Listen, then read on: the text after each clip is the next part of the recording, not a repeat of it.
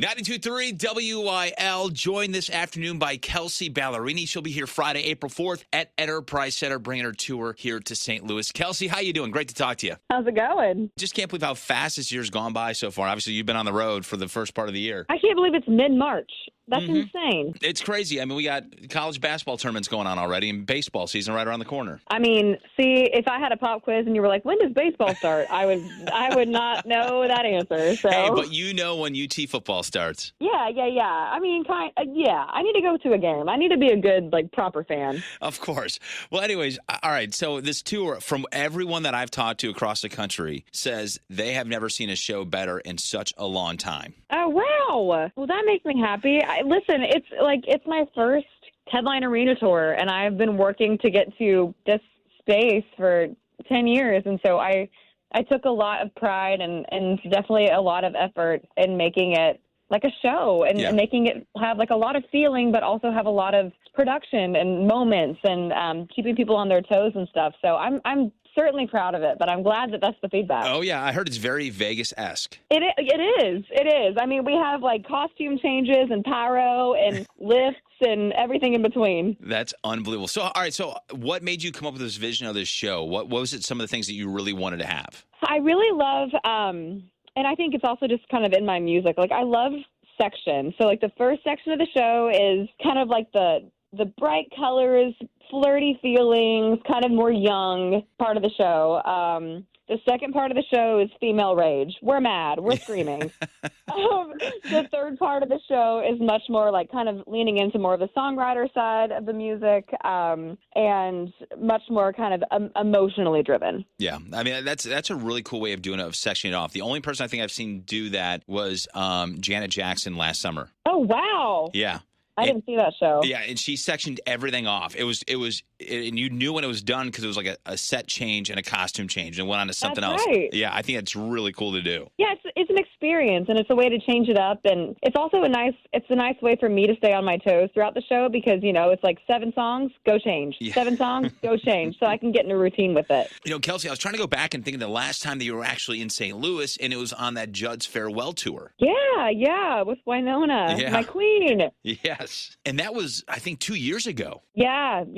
I didn't really tour last year. I took the year to make a record, and I kept saying I needed to live a life to write about. And so I just needed to be 30 and feel what that feels like and make sure that my real life is locked and good to go. And then write a record and then tape the voice. So I was really, really eager to get back on the road. That's super cool. And that's a lot to do. And I do want to go back to the Winona thing because I was talking to Megan Patrick here a few weeks ago, and she says that Winona really keeps you on your toes when you're on stage. Oh, yes, she does. Yeah. I mean, because we'll have a teleprompter that kind of has, everything's color-coded. So she'll be red, I'll be blue, whatever. But then she'll just look at me and be like, take it. I'm like, hey. Just like that, you got to be on your toes. Well, with this new record and, of course, your new single out there, Cowboys Cry 2 with Noah Kahan, it's such a great record. And the fact that you brought a guy like Noah Kahan into the country world, I think is just a brilliant idea. See, when you really listen to this Dick Season record, there's so much country-adjacent songwriting on it. And I think there's such an overlap between people that, listen to Stapleton and listen to Noah and all that. But I was so proud of Cowboys Cry 2, and I'd written it a while before meeting Noah, but I knew that I just knew that the song could be more impactful if it had both a female and a male version of what the song's talking about. And he wrote his verse, and I was like, good God. He brought it to life in a completely different way. He is a super talented songwriter, and I was turned on to him 2 years ago too, and it was just like, man, who is this guy? Why I've never heard of him, but he's selling out everywhere. Yeah, but you know what? He lives 0.6 miles from me in Nashville. Oh, wow. And we often will just go over there and have a double date game night, and he has a Guinness machine. We'll have a Guinness and play Quiplash. I don't know if you know what it is, but it's super fun. No. And and so it's nice to have a song with someone that you have that kind of friendship with too. Now, how long did it take him to write his part in the song of Cowboys Cry 2? I already had the song done from just a me standpoint. Okay. And so I texted it to him. He was touring. He wrote his verse on the road.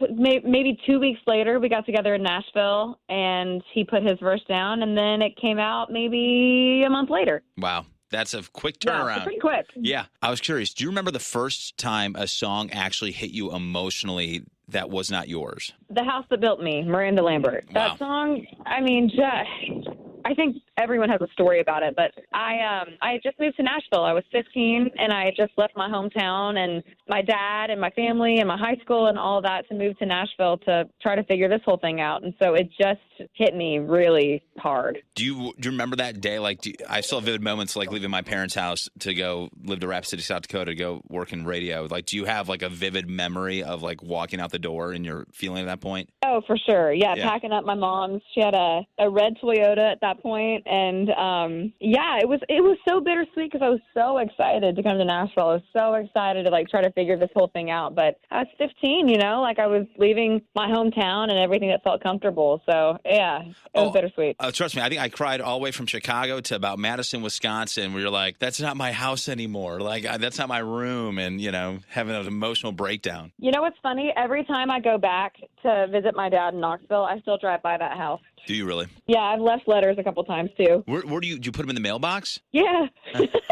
I love that. That's a brilliant idea. I'm just like, hi, my name's Kelsey. I used to live here. This house has really good vibes, and it was really good to me, and I hope it's good to you, that kind of thing. That is so cool. These people have some amazing letters then from you. Yeah, they probably don't even know, but yeah, they do. They're like, who is this Kelsey, chick over here, like, Okay, this is called stalking. Well, so now you've been doing, season 27, The Voice, and how is that? Like, how do you write, record, tour, do CMAs, all this stuff? How do you find time to do that and do The Voice? We pre-recorded The Voice. So we did that August, September, a little October of last year. And I was so nervous because it was just something that I hadn't done on that scale before. But I really wanted to push myself out of my comfort zone and be a coach and be a part of that. And so it's interesting watching it now because we did it so long ago. So right. I'm watching the edit and I'm like, oh yeah, I forgot about that funny moment backstage or whatever.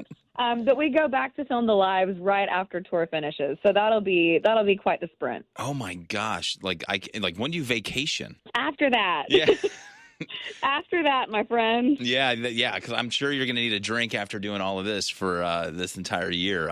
But so when you do The Voice, is there a piece of advice that maybe you heard another coach say that you're like, that's a good piece of advice that maybe I should take? Well, I think the thing that I've stuck to the most, and I've said this to even people on my own team, I'm like, everything I'm saying is just from my really singular experience. And so I'll give you the best advice I can, but if it doesn't feel right to you, don't take it. Like, the best thing you can do for yourself is trust yourself. So if I'm telling you to, like, do this run here or whatever, and you're like, no, then don't do it. And I'm not going to be offended because I want you to stand up for you. I want you to trust yourself at the end of the day. That's actually a great piece of advice. In fact, there was an article that Kara Underwood talked about yesterday about Simon Cowell apparently was never a big country fan, so she kind of didn't want to do any country music because she obviously wanted to move on to the show. But then he said, no, be you. Yeah, that's right. That's right. I mean, I think an artist is someone who shows off their individuality and what makes them different. And especially if you're singing other people's songs, you have to find your own way to do that. That's a great point. And speaking of singing other people's songs, are you doing any covers in your new tour to bounce back to that? Oh, no.